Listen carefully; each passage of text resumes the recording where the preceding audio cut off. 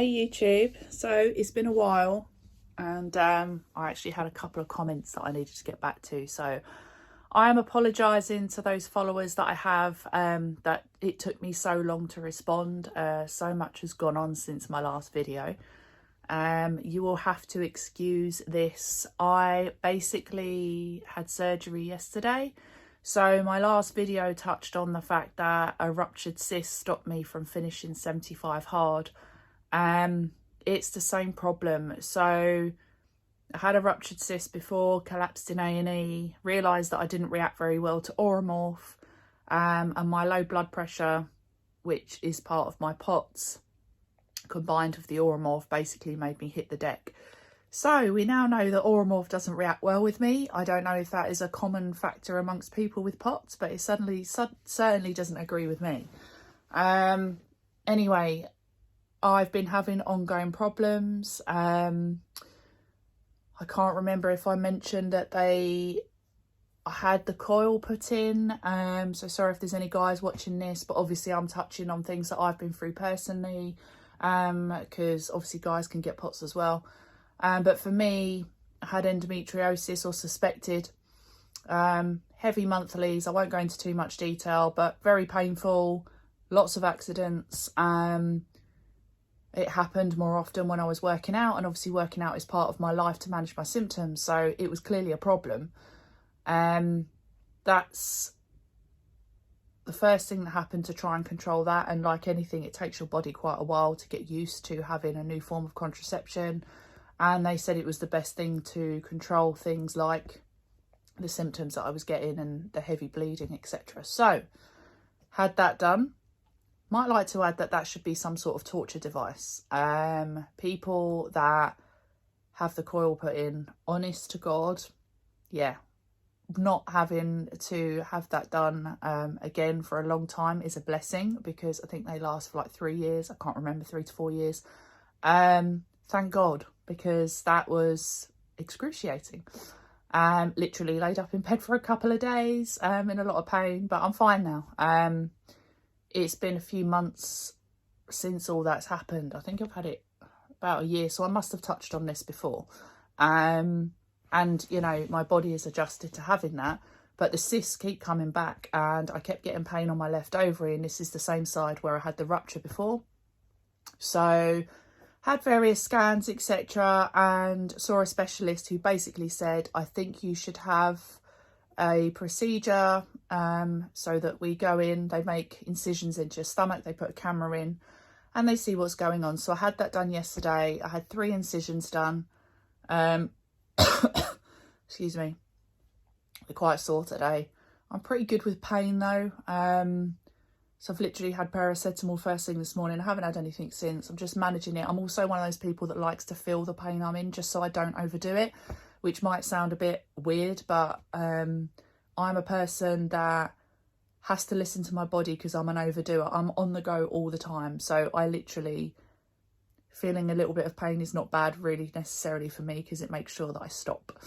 So 3 incisions, they went in, they found endometriosis as I suspected. They took all the scar tissue away and the endometriosis tissue, they took it all away. When they're in there, they cauterise at the same time to minimise the bleeding. So that was all done. And they found a large cyst. I will pop the picture up on the screen. So I'll do that now. So if anyone's squeamish, look away. But basically, that is to show you the cyst on the left side versus nothing on the right. So you can see the difference. And the bottom image is when they are removing it. So they cut the sac, they removed the cyst, and from my understanding, they put a bag in your belly through the incisions they've made. They pop the cyst in the bag, then they drain it so no fluid goes in your stomach, because obviously I don't know what type of fluid's going to be in the cyst, and then they remove the whole thing. So I had that done. General anaesthetic, wanted to touch on that because I have POTS, and I spoke to the anaesthetist who was familiar, which was refreshing, with people that had POTS, and I basically explained that when I had a cesarean, although it wasn't general anaesthetic, but it was an epidural, the spinal block wore off really quickly on me. I remember having my son and basically saying to them, by that night, I think it was, so I had him in the afternoon, by that night, can I get up and go to the toilet? And they were like, absolutely not. You won't be able to move your legs till tomorrow. And I lifted my legs up and they were like, oh my God. I've since learned that certain types of, it's not the same for everybody, but I also have hypermobility syndrome. So the anaesthetist actually said to me, there's some science behind it. I can't quite remember what, but people with POTS and hypermobility syndrome tend to have a different reaction to general anaesthetic, and he said that he was basically going to give me a stronger dose, which is probably why I've been sleeping so much since yesterday, on and off. I literally, 1 minute I'm like this and awake, and I thought I'll do a video. Literally in half an hour, I'll be gone again. It's the weirdest thing. So I had to have an extra strong dose of anaesthetic. It didn't take me long to come around from it, but you know, I woke up fine. The incisions were fine. They were a little bit weepy. I changed the dressings today just to make sure it all stays clean. I'm happy to show you my dressings, although again, you may not want to see it, so I'll forewarn you before I do that.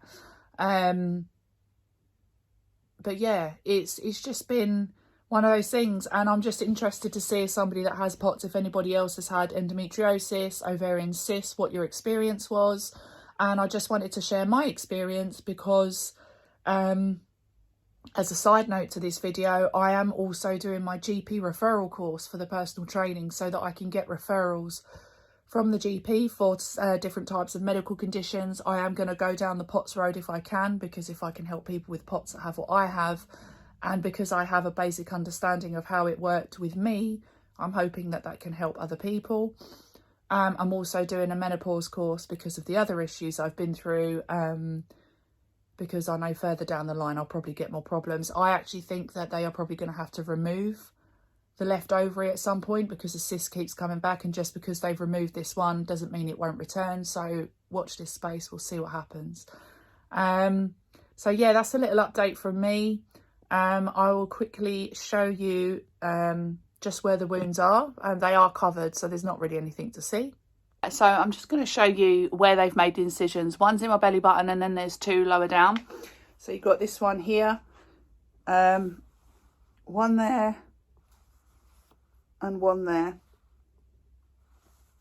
I am still incredibly puffy from yesterday. To explain how they do it, they basically pump your stomach full of gas to increase the abdominal cavity so that they don't pierce anything else, and so that they can have a really good look at what's going on inside there. So the gas remains, some of it, obviously they release some before you come out, but some of it remains in your system. And actually the most annoying side effects for me was that the gas obviously pushes on your diaphragm, which can affect the nerves in your shoulder. So I keep getting a stitch and I've got shoulder pain, and I have read it's a common side effect and in a few days it will be gone. But actually the pain from the incisions is nothing compared to the ache in my shoulder, because that's actually stopping me from sleeping as much.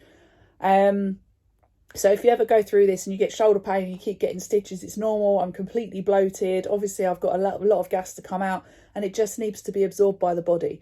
You know, it's not in your stomach, so you can't pass wind and you know it's going to go down. Like it's gas that eventually will be absorbed by your body, and then you know you'll be back to normal. But I am really bloated at the moment, so yeah, I just thought I'd share that with you. But yeah, that's it really. I won't keep this video too long. I just wanted to give you an update, interested to see if anybody else that's got POTS has been through this, what your experiences were. I'm always happy to hear them. And yeah, if you've got any more questions, let me know. Other than that, I'm going to continue to study, get the GP course finished, get the menopause course finished. I'm also doing a kettlebell course to teach kettlebells, although I can't be doing that at the moment. Recovery wise, just to quickly touch on that, I obviously lift a lot of weights. I'm not allowed to lift any sort of weight for a few weeks, and then it's light and I'll be listening to my body as I go along. So in the next few weeks, it's literally just going to be walking, getting the steps in and the cardio. So my training regime has taken a little bit of a break. eager to get back to it, but rest is important. I definitely don't want a hernia from this, so I am just going to take it easy, listen to my body and rest for a change. So I'm going to look forward to that. So anyway, thanks for tuning in, and if you've got any questions, let me know, and I'll catch up with you soon. Take care, guys.